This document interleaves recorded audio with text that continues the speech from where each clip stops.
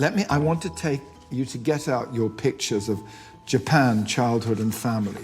And there is this amazing, wonderful picture of your grandfather and your grandmother.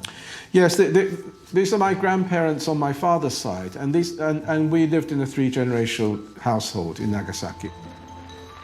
It was a very, very traditional Japanese house, and many things were not allowed in that house, like washing machines or televisions. He wanted it to be as a Japanese house would have been in the 1920s or something like this.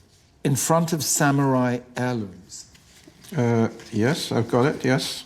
Now, how old are you there? Probably a couple of years old, 18 months. No, 11 months, I'm told. What else is in that image? So these are all family heirlooms. You know, the writing you can see at the back, that's some sort of motto, which I don't know much about. The banner was the Ishiguro crest. The Ishiguro crest? Yeah. This is the family armour, you know. It's the just family armour? On both sides, I came from samurai families.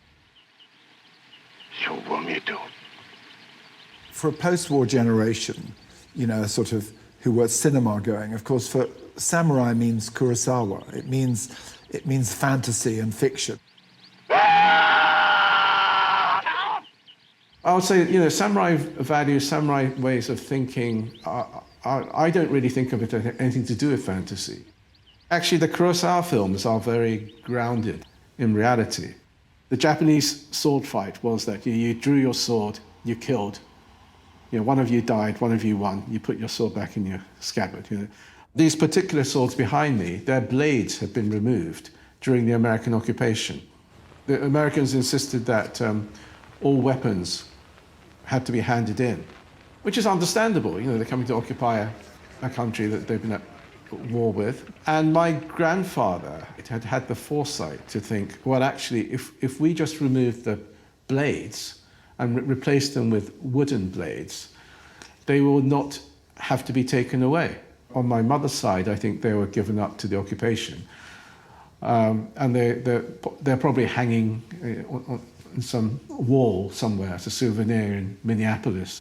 So just before we go to England, there you are with the globe, the world behind you. Is this a prediction of your future? I think that might be the last photograph that was taken of me in Japan. And I think it's quite appropriate. I'm looking a little bit worried there. Kazuo Ishiguro left Japan at the age of 5 and would never live there again.